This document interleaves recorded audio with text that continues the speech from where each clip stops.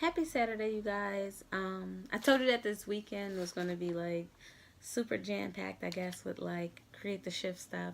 So we made the big announcement Friday about our new event, our major event coming January 13th. So stay tuned. I'm super excited about that. And then I released the interview with me and my mother yesterday as well. And then today, I made a decision that I was going to be completely transparent with everyone today because my week just called for it.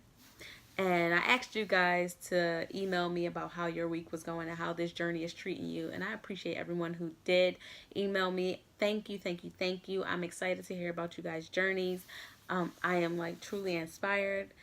Um, so yeah, keep sending me stories every week if you want. We can do weekly check-ins. Um, but today I was going to be like brutally honest, and the things I'm going to talk about today, I am one giving you full permission to turn it off if things get too heavy for you because at 25 I have been for 20 years I've been through like a lot and yeah, I just kind of want to expose that to you guys. So it's going to seem heavy. It's probably going to seem like I'm dragging on at some points. But I got my notes, my bullet points. So I'm going to try to stay on topic. Yeah. Yeah, so this week was a week of gratitude and a week of happiness. Not every day was I smiling and super excited, but I was happy on the inside and I was super grateful on the inside. And I spent a lot of mornings, afternoons, and nights crying.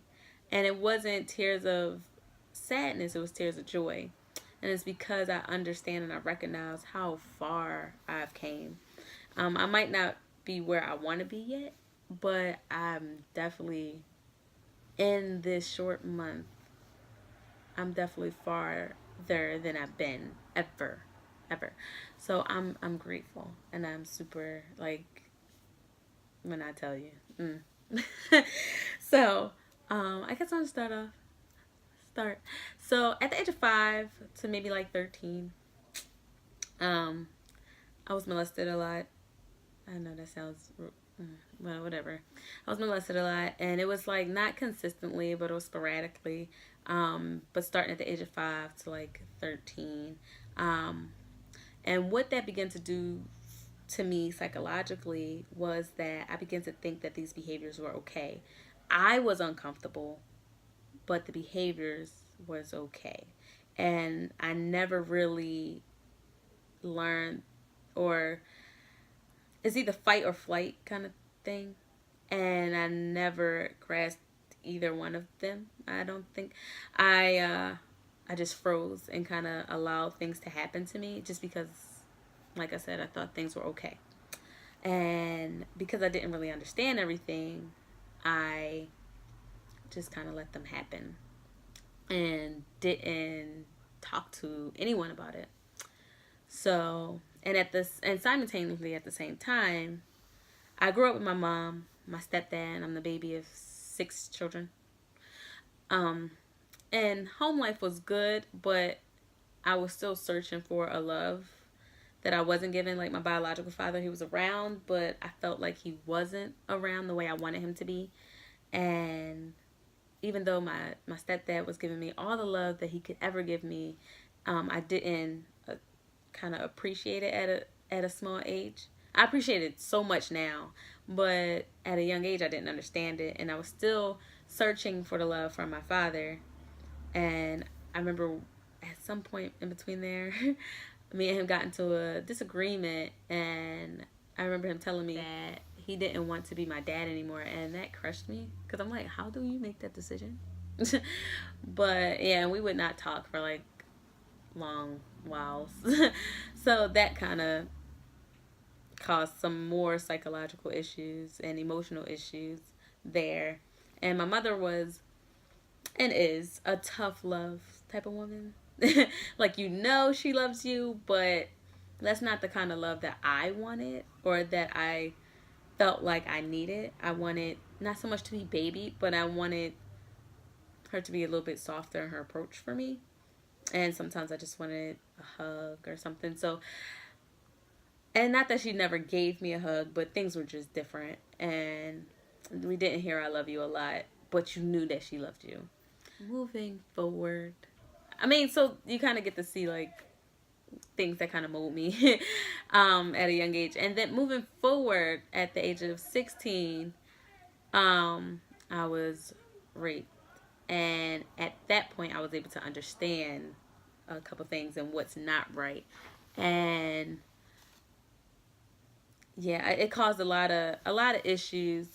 I left high school and was homeschooled, and I couldn't sleep. I had night terrors. I couldn't like have my back towards the door. There was just a lot of different things that couldn't happen, and I wanted to kill myself at different points. And I ended up in Friends Hospital for a small time. And while in Friends Hospital, I was exposed to different people who were in my mind, I was like, oh, these people are worse off than me. Like, I should like, buckle up and get myself together. Like, people are really going through issues out here. So I began to minimize my trauma and my issues and what I was going through, which set me up for failure. It set me up for failure because of that, I never thought it to be wise for me to like seek help and to get myself together, because I'm like, oh well, it could be worse. So, and because like I said, I wasn't really a big fighter, I was a freezer in the time.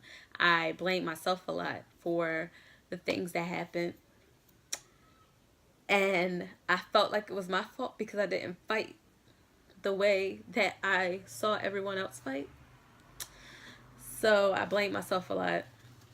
And in that time of going through that and not fully healing, like I went to therapy and different things, but I don't think I truly healed. I did what I had to do in the time to be okay or to seem okay, but I didn't really heal. And at the same time of when I was supposed to be healing, because I was still searching for love, I met a young man at church, and he was different. He was different. He provided attention and the kind of love that I was searching for the guy before him that kind of got me in this situation. I didn't take time to understand the kind of love that he was giving, or didn't understand the kind of love that I needed, and truthfully and honestly wasn't loving myself. So I went through, like, fast forward, we're gonna like kind of briefly touch on him like throughout this whole thing, like 9 years on and off of like being mistreated and not being respected the way I needed to, and like the damage, emotional damage that like that situation caused. And so at the time, like we were together and it was happy, but I wasn't completely healed, and I was going through. I should have took time to like focus on me healing and rebuilding myself, but I didn't. I was just still looking for love. Got with him, and I think throughout that time, I mean, I had my own stuff too, but during that time, like, he cheated and he was lying, and I would just be like, oh, well, I got my stuff with me too, so, I'm gonna just keep being with him because he loves me, and not knowing what real love is or not understanding what love is. I'm like, oh, well, he loves me, so we're gonna be together forever. And yeah, that caused a lot of emotional and psychological damage as well. So moving on, went to college, and when I got there, I was super grateful. And this is, I guess, going back. I was super grateful after my situation and dealing with him. I was super excited to be in church. I met him in church. I was super excited to go to church. But I wasn't really developing a relationship with God. I was just being churched. Like, going to church, doing what I had to do. Well, listening to the pastor. I wasn't really reading the Bible that well. So when I went to college, I was like, yeah, everybody should go to church and da da da da. And I met my friend there, and I used to preach to him all the time. Like, yeah, I'm so full of God or whatever. And then I took a philosophy class, and all that went out the window. Not that I stopped believing in God, but I just began to look for a sense of peace somewhere else. Because even though I looked okay and people thought I was okay, and I'm very joyful and smiley and all this stuff, in the inside I was still broken. Like I said, I never really took time to heal from all of that pain. I just would put on the face and it was like, yeah, I'm gonna be okay. Like, I have to be okay because what else can I do? There's other people dealing with worse stuff than me. I have to be okay. So sorry, my cat just does what she wants. So I put on his face. So took a philosophy class, kinda started becoming a heathen. A heathen. Yeah. um, Called myself a child of the universe. And then I studied Buddhism. I studied Hinduism. And then went back to just being a child of the universe. And then at 19, was raped again. And let's rewind. At some point between 14 and 19, I had developed a drinking problem. And I used to drink all the time. And I know, 14 to now. It's so I developed a drinking problem, and that night I was like really drunk and was raped again, and nobody would believe me because I was always drunk. So yeah, that kind of just was like, you know what? I just tucked that situation in the back of my mind. It never happened. So, like I said, again, going through life, not dealing with anything, putting on facade, going back and forth with this man for 9 years, um, mistreating me, lying, and all this grandiose stuff, and yeah, just causing myself like a lot of pain. And then the end of college, because there's a lot that went on in my life, and I'm trying to like jam pack it all in like a video. But then the end of college, I leave the guy of the 9 year spat, and I get with another guy who is giving me poetry, and he's loving me differently than how this guy is doing. So I'm like, oh well, I'm gonna leave this guy alone. Finally, like, he's not giving me the love I want. We're constantly going through the same issues. I don't want to deal with it. So I'm like, all right, I'll move on to this person. Get with this person, and we are super happy. In my head, we have well, not in my head, but we had conversations of marriage, had conversations of kids. So in my head, I'm like, oh, it's already done. It's already happening. So we had a conversation about having a kid, and I get pregnant. Around the time of getting pregnant, I lose my great grandmother, which is like my heart. Lose my great grandfather, my heart. And when I got pregnant, the person who I thought I was going to marry, the person I thought I loved so much, left me. And I was broken. Like, broken. I was pregnant. I didn't understand. I didn't want to do it by myself. I mean, I had my family, but I kind of wanted the man who got me pregnant to be there with me. It wasn't. I did the whole thing by myself. And then when he left, he told me I was too emotional. And then he left me for someone, and then got her pregnant and was there throughout her pregnancy. And I didn't understand. And I'm like, is something wrong with me? Like, everybody is leaving me. I'm looking for this love. I can't find it. And now I'm about to have a baby. And I was like, okay. So, of course, I went through that thing, I guess, that some women go through. Like, well, I'm going to give birth to somebody who's always going to love me. And I didn't feel that way. I said it, but I didn't feel that way. There would be multiple times where I saw myself like walking in front of a train and just like ending my life, or jumping off the side of a ledge and seeing myself laying there, and was like, that would have been fine. But there was something greater that like prevented that. Like, I was like, some voice. So I want to say it was the Holy Spirit. It was a voice in me that just kept telling me, like, the child that you carry is going to do great things. And it would be so selfish of you to take your life and his life too. And I didn't even know I was having a boy till like months later, but I knew it was a boy, so I don't know. But yeah, 2 months later, and knew like this child was going to be something great. He is something great. 3 years old, full of energy, great soul, like super kind, amazing, smart as a whip. Oh my God, he's amazing.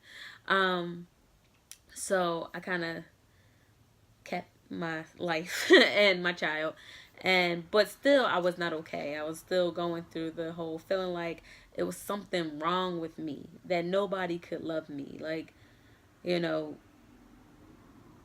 what is it? What am I doing? And so uh after having my son, I get back with the guy of 9 years, and it seemed good, but I knew it wasn't right. Like, I knew something was off, and I knew he was cheating, but I didn't want to deal with it because, like I said, I was going through a emotional battle with myself, like feeling like nobody loved me. That any amount of love that he showed, I was like, okay, great, like we gonna make this work. So, get back with him, know he's cheating, and kind of just allowed that to be like an emotional terrorist on myself. And I'm like, and then it got to a point where I found out, I'm reading text messages and everything. He's like blatant and disrespectful with it. And I'm still like begging him, like, just stop, just love me. And it was bad. That was like one of the lowest points in my life. Like, just to be like, I'm begging this person to love me. And he's still like, nah. Mm-mm. And so that was over. I'm still trying to deal with all this emotional baggage that I'm not dealing with because I'm trying to be strong for my son, and I'm trying to put on this facade that I'm okay, and I'm trying to prove to everybody that I'm going to be a great mom because I became a mom at such a young age, and I was doing it by myself. I wanted to prove to my family. I wanted to prove to Kai's dad, who at the time wasn't really around. As much as, yeah, no, he wasn't really around. Like, I was just doing too much. And I took a moment after that breakup, the thousandth time, I took a moment to kind of center myself, and I was meditating, and I felt at peace. But then I got lonely, and not understanding loneliness and anything else. I took that and I began to have fun and start dating people, and it wasn't productive dating. It was very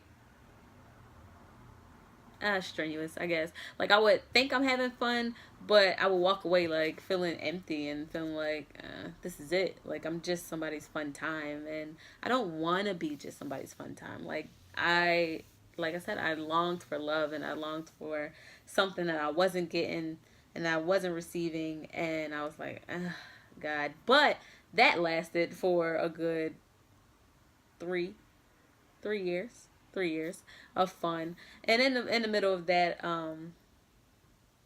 yeah, hooking up with different, like, getting into relationships, sporadically. So at one point, like I told you, like, religion kind of came and gone for me. My faith in God came and went for me, and there was moments where I was upset with God. I didn't understand, especially after the breakup with the guy of 9 years. I was like, why don't, like, God, come on, like, what's going on? Like, why are you allowing this kind of stuff to happen to me? I am giving so much of myself to the world and to people. Like, why can I not receive that love back? And it was because I was looking for it from everybody else, and I wasn't giving it to myself, and I wasn't looking upwards for it. Like, I was looking at it from everybody. So, moving on, I still felt lost, and at one point I got depressed again, and attached to somebody else who was depressed. And in my mind, I'm like, well, he's depressed, so he's going to understand what I'm going through. But knowing brokenness attracts brokenness. Keep that. So, in my brokenness, attached to this other broken person and thinking that we're going to be broke together and we're going to fix each other. And nah, I become a Muslim for a very short time. And I took it serious, but in the midst of taking it serious, I realized he didn't take it serious, so I kind of fell off of it. And I don't know, I remember times of trying to leave, and he was like, that's why you can't keep a man. And that kind of struck to me, and that's another seed that I allowed to like infiltrate my mental and my emotional. And I was like, maybe right, I can never keep a man. Everybody that I ever loved left me. So I go back, and yeah, that was just not good for me. Got into a lot of trouble. He got into a lot of trouble and kind of dragged me in it just a little bit, but not really. So I kind of separated myself from that and then went back to just having fun. I turned 25. And now we're here. I turned 25. And in this 25 year, I was like, yo, I know like this year's going to be monumental. I'm like a quarter century. Like something's got to happen. Something's got to happen. I was working at Macy's at the time, and I was starting to have panic attacks, and I was depressed a little bit, but I wasn't addressing it. And I remember calling my mom one day and having an anxiety attack, and I'm like, Mom, just tell me everything's going to be okay. And she was like, no, you need to go get help. And I was like, you know what? Bye. And I hung out because I didn't want to hear that I need to go get help. I wanted somebody to just tell me, like, it's going to be okay. And so I could put my fake face on and pretend like I was okay. I turned 25. At some point, I quit Macy's, and then I started like my clothing line, which was really good. It picked up. It was like, and at that point, I was like, all right, God, you got a plan for me. I'm super excited. I don't know what your plan is, but all right, you got me to surrender. Like, all right, cool. So while that is happening, my life is starting to deteriorate, but I'm not paying attention to anything. I lose my car. I almost lost my house. My business did what any business did, took its natural dip, and then I start like feeling like that was gone. I like didn't see my son because I was working 2 jobs, and then I went to just my overnight job. I was not seeing my son for like weeks on end, and probably only seeing him for one day. And at some point, I became okay with that because I didn't even want to face him because I felt like a bad mom. Like I didn't even want to look at my son. And I was so depressed for like months. And at the same time of going through all that, I was still dealing. I hooked back up with the guy from the 9 year stint thing, and knowing that things aren't okay, knowing that he was cheating. I mean, like I said, I did my thing, because I didn't want to get emotionally tied into him anymore because I knew who he was, but I wanted his love at the same time. And then thought I fell in love with somebody else, and I don't know why, but that situation wasn't going to end how I thought it was going to end anyway. But that broke my heart. Just feeling like he didn't want me, but he wanted me. Constantly hear him say like, I want you though, but my situation or whatever. So that kind of made me feel less than again. And so I just went through months of like depression, and I wasn't dealing with anything. And then I got raped again. And I'm like, yo, what in the world? Like, I thought I had control. Like, I was at a point where I was like, I'm not messing with nobody. Like, I know what I want. Like, I'm not dating right now. And then told this guy, like, yo, I'm not dating. I don't want to have sex, blah, blah, blah, blah. Still goes ahead and do his thing. And again, I don't fight the way I needed to fight. And yeah, I started beating myself up about it. I remember sitting in the bathroom at work, holding myself, feeling paralyzed for about 30 minutes. And in that time is where I found my strength. And I just was like, yeah, I can't do this. So, I mean, I took my natural week of, I don't want to talk to nobody. I was very low energy. I walked around with a hood on my head. I didn't want nobody to touch me. I couldn't have anybody in my space. Like, I was just becoming a different person. But in that time, I kept telling myself, like, there's more. Like, you have to totally surrender because you've put yourself through enough hell. You have lived through hell on earth at this point. I can't do it anymore. I have to win. So I put that aside, and I finally decided to go get therapy and take it serious. I finally decide, like, this is my season. Like, I am done failing. I am done looking for love from different people and not receiving it. I am ready to, like, experience love from me and from God. Like, that's the only way I'm going to be okay. So I began to surrender. And um when I decided to surrender, I sat down and I talked to God, and I was like, these are my desires.